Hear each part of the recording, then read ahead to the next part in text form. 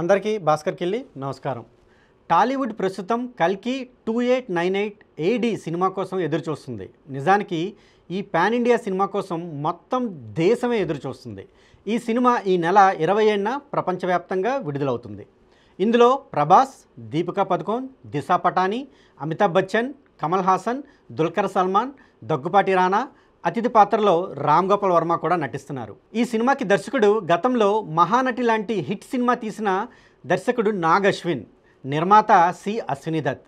ఈ cinema genre mainly science fiction. దానికి మన హిందూ ఇతిహాసాలను డైరెక్ట్గా లింక్ చేస్తున్నాడు ఈ దర్శకుడు. కల్కి అంటే స్వయంగా భగవంతుడు విష్ణువు యొక్క 10వ అవతారం.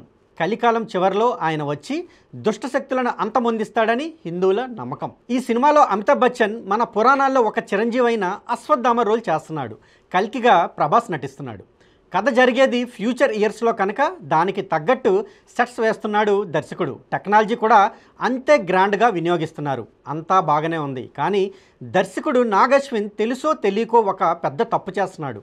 అదేంటంటే ముందుగానే చెప్పినట్లు సినిమా స్టోరీ ఫ్యూచర్ ఇయర్స్లో జరుగుతుంది, అనగా 2898లో జరుగుతుంది. దానికి దర్శకుడు టైటిల్లో 2898 ప్రక్క ఏడి అనే పదం పెట్టాడు. అదే అసలు సమస్యకి కారణం. ఏడి అంటే ఎబ్రివేషన్ యాన్నో డొమినీ, అనగా in the year of the lord అని అర్థం.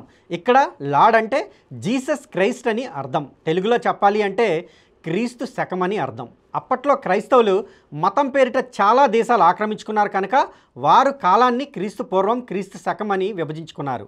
అదే ఫాలో కమ్మని అందరినీ శాసించారు. కానీ ఇప్పుడు ఇది ఒక మతానికి సంబంధించిన విషయం కనుక ప్రపంచం మొత్తం దీనిని వాడడం మానేసింది. ఇప్పుడు బిఫోర్ కామన్ ఎరా, కామన్ ఎరా అని మాత్రమే వాడుతున్నాయి. సింపుల్గా తెలుగులో చెప్పాలి అంటే సామాన్య శకానికి ముందు సామాన్య శకం అని వాడుతున్నారు. కానీ డైరెక్టర్ నాగ్ అశ్విన్ ఇంకా అప్డేట్ అయినట్లు లేడు.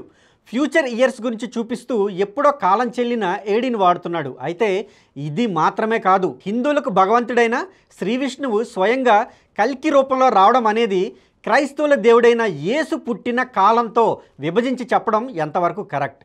ఇది హిందువుల హృదయాలను గాయపరుస్తున్నట్లు కాదా? మత సంబంధమైన విషయాల్లో కాస్త కేర్ తీసుకోవాలి అని ఈ దర్శకునికి తెలీదా? లేదా తెలిసి హిందువులు ఏం చేయగలరు అని మిడిసిపాట? క్రైస్తవులకు సంబంధించిన సినిమా ఏదైనా తీసుకున్నప్పుడు ఏడి వాడినా మాకు ఉన్న అభ్యంతరం ఏదీ లేదు. కానీ హిందువుల మనోభావాలు దెబ్బతినేటట్లు కల్కి క్రీస్తు శకంలో వస్తాడని చెప్పడం మాత్రం నిజంగా తెంపరితనమే. ఎప్పటికైనా తప్పు గ్రహించి ఆ ఏడిని సినిమా టైటిల్ నుండి తీసివేసి అక్కడ సిఈ అంటే కామన్ ఎరా అని పెట్టడం బెటర్. లేకపోతే అనవసరంగా ఒక వివాదాన్ని మీరే తెరలేపిన వారు అవుతారు.